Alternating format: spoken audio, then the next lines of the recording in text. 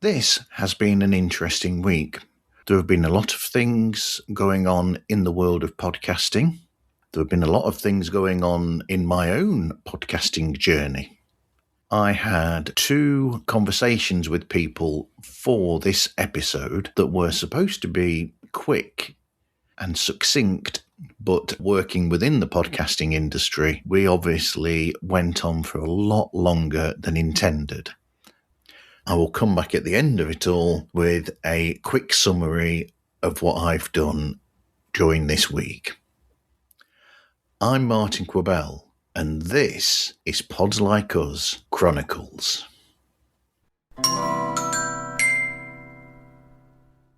On Monday, the 29th of June, I decided that I would try and record the discussion with Tobiloba Sulaiman again, hoping that the sound quality would be better than the previous time.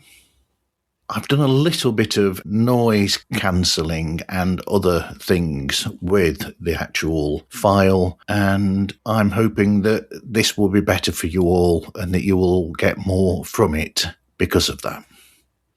What was your inspiration for creating AuTrans? So the main inspiration for creating AuTrans came from my own problems, the problems I was facing at the time.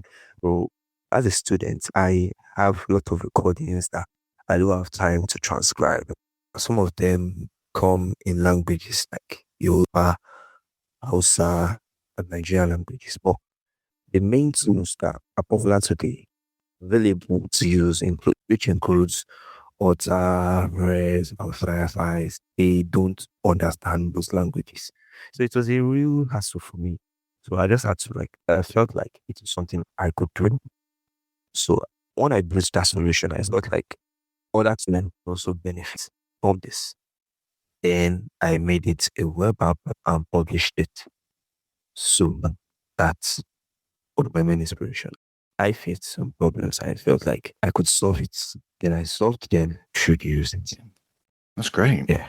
So you have created AuTrans as this incredible transcription service for all of these different African-based languages like Pidgin and Nigerian, and you'll probably get to things like Luganda and things like that as well, eventually, I'm guessing. Yes. How did you then decide to actually put the software out there? Because you've made it available for everybody, haven't you? Yes, I have. So first off, I wanted to make it a mobile app. Yeah. But at the time, I felt like making it a website. Yes. Will make it more accessible for everybody. Yeah. So that was what I did. And using the following I have on all my social media handles, I advertised and just did organic marketing to get the word out that there is a tool that solves this problem. And I've been actively communicating with people I know that, yes, it is actually done. Plans are being made to upgrade the app and to make it a proper cover. For now, it is available and it solves it was meant to solve. That's brilliant. Another interesting thing about this is with your approachability, where through Substack and other sources of online media, you've been able to push the product really well, I believe, with your update post that you keep putting up on Substack and all of these places to let people know how it's advancing. I think that's really good. But also the fact that I found it interesting when I read last week on one of your posts with how it is doing as well, how it is taking off really well. And one thing that you said there that I thought was brilliant was that it's getting to the people and it's the responses that you're getting. You might not be making the bigger numbers at the moment, but you can see how people's use of it is then going on to their friends and then their friends and they're passing it on. So it's building really well. Yes, okay. That's something I'm very proud of because I just envisioned it. I envisioned it as something that maybe would just go along with people. But I feel like the product is actually selling itself. So one thing I wanted to chip in was that all our paying customers came from Google, right? So they tried to solve this problem and they found closer to solution. And we're actually doing it for them. So it's not people I actually personally or kind of persuaded them or discussed anything with them. I'm just putting stuff out there and people seem to want it. So yes, it is doing well in a way. Not exactly big like that, but Yeah. it is taking off, yes. So I think we have 95 users and God about 4 paying users right now. And some not really big numbers considering the fact that we have not actually done serious marketing. We are just doing organic marketing and some other stuff. Plans are being made, as I mentioned before, so upgrade the app to a more standardized company format, then push for organized market. So then we will expect the big numbers that the app deserves to have. Just look at it from the case of podcasting in itself. If you go back, it's 21 years ago now since the word podcasting came into being. But the growth of that from being a small, very unpromoted to a degree thing to what it is now, you could see that with your creation of AuTrans as something very similar, where you have this organic growth, the same as podcasting had. So there is the possibility for that happening. And you can see, even to a small degree, over only a couple of weeks since you've actually put it out there, how it's already grown to such a degree and with such a positive reaction from the people that are using it. So what do you see now as the future of AuTrans? Where is it going to next, and what's the next developments that you're looking towards? Okay, so I would not want to reveal too much, but our users and potential users should expect a lot. Yeah. I have a team now, and we are planning, we are strategizing, and we are already building. So Yeah. they should expect the one thing I will mention that they should expect it on their phones now. People that use Android phones, people that use iPhones, so they should expect it on all mobile devices. And we'll add more standardized features. Yeah. Our main motive is the fact that we understand these languages. So for them to access it, we are creating more features to that. So we are going to be drawing onto something similar like the features of Otter offers. The world Fireflies Otters, and we are now making it better. So I don't want to oversell what hasn't been put out yet, but I don't want it as something they should expect. That's brilliant. Yes. That's great. Just let people know how they can contact you then, please, Tobiloba. Okay, so they can reach out to me using my website. So that is like the one place where they can get everything they want about me. So my website link is tobilobasulaiman.com. It is spelled TOBISULAIMON.com. So there they would get all the information they need about me, all my social media handles, on projects I've built, and other stuff they may need to know. Okay. Thank you very much, Toby. You take care. You take care, so thank you so much. Thank It's you. a pleasure.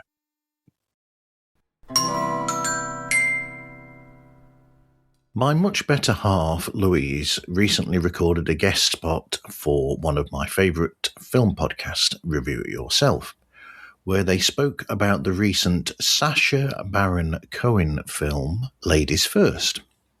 The film is available to watch on Netflix, and the episode of Review It Yourself will be available everywhere that podcasts could be found from Sunday, the 2nd of August. Here is a clip of that episode for you now. Well, I think it's an interesting take on women acting like men, treating men like some men treat women. That's what I think. Yeah. No, yeah, Basically, that's it like it in a nutshell, yeah. isn't it? No, yeah, Sort yeah, of. absolutely. No, you're right. This is why I have Sarah with me a lot of the time. I ramble, and then she succinctly puts my ramblings into a really good point. But no, you're absolutely right. And it comes to the head where they have that meeting, and the production apparently intentionally filmed the two Guinness pitch meetings back to back, The first where it was like the man's world, the regular world, and then the second one where it was the women's world, where they're belittling him. And apparently the cast and crew did the second scene where they're belittling the man, and everybody felt really uncomfortable. And the director, was it Ella something? The director, who's a woman, said, "This is why we're making the film like this, because why are you uncomfortable when it's the other way? Like it should be." So I quite like that. And again, it's not.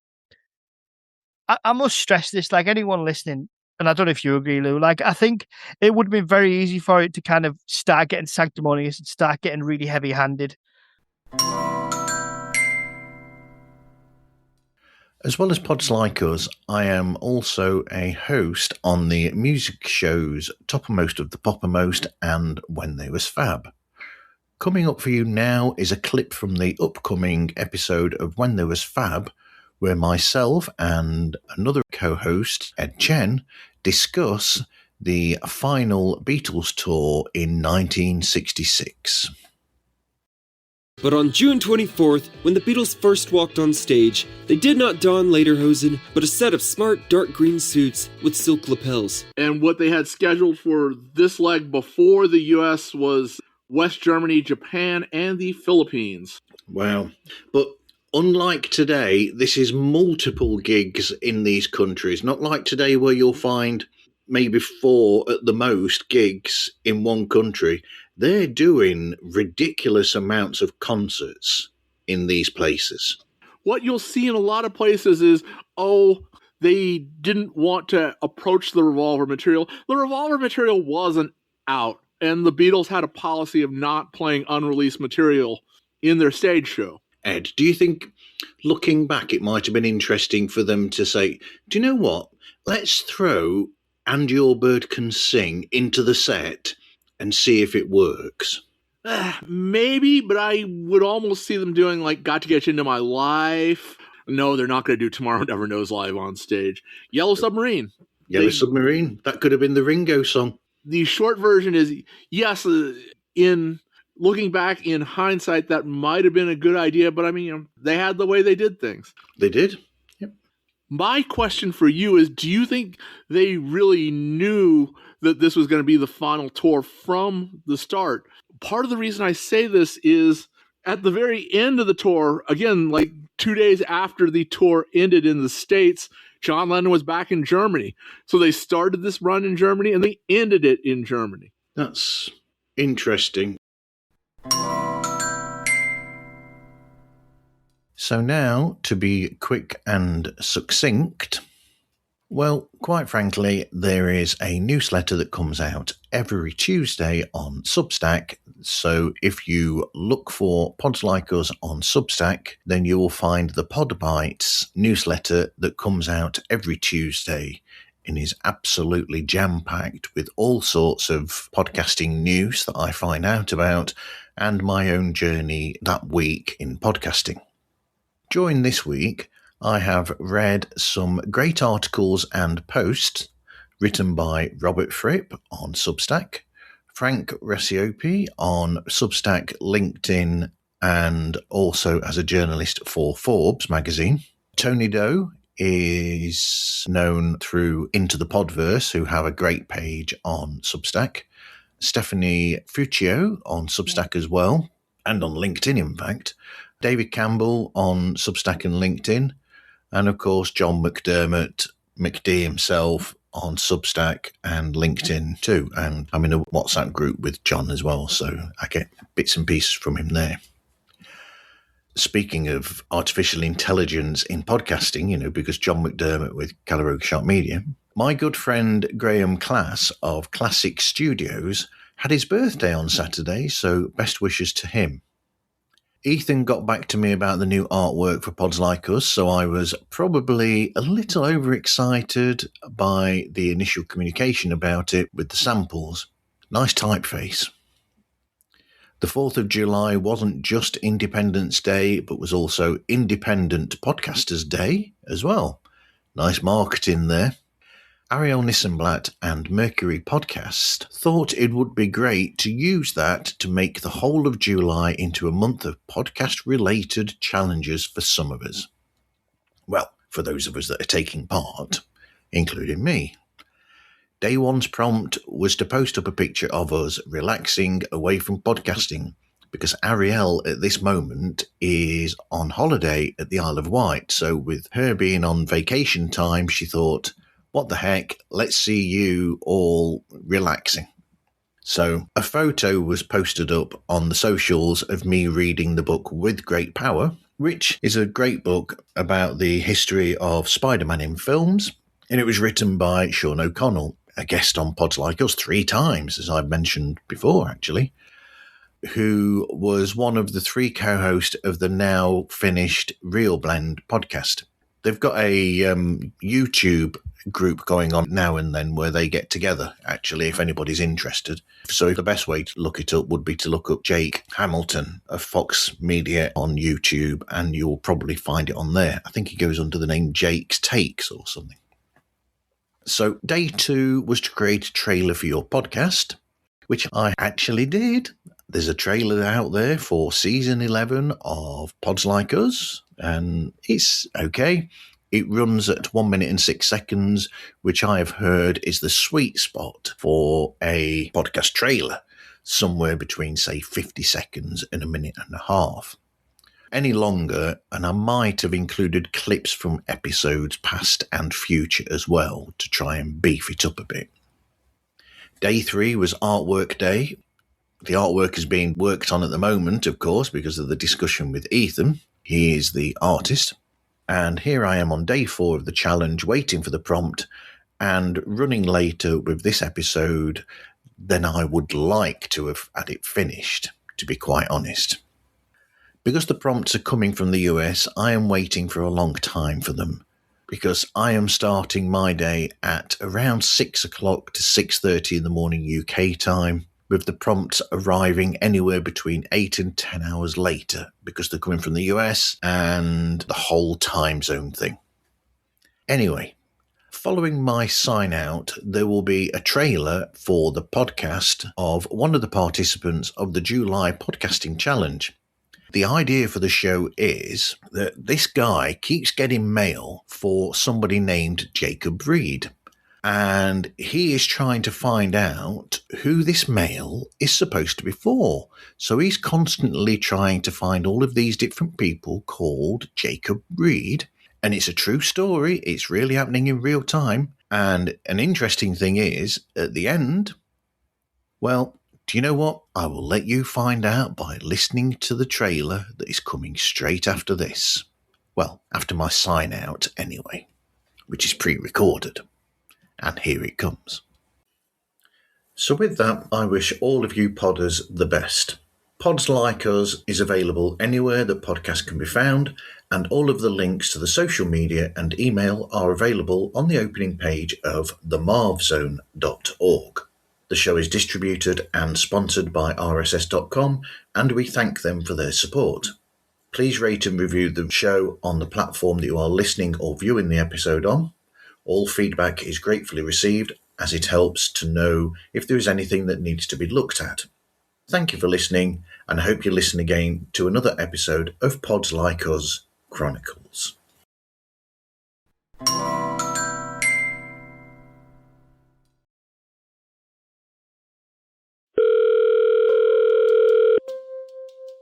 Thank you for calling. This is Jalen. How can I help you? Hey, Jalen. My name is Jacob Reed, and I got an email that there is a package being held for me at the front desk. And you're not in apartment 604? I've actually never even lived in Seattle. I live in Southern California.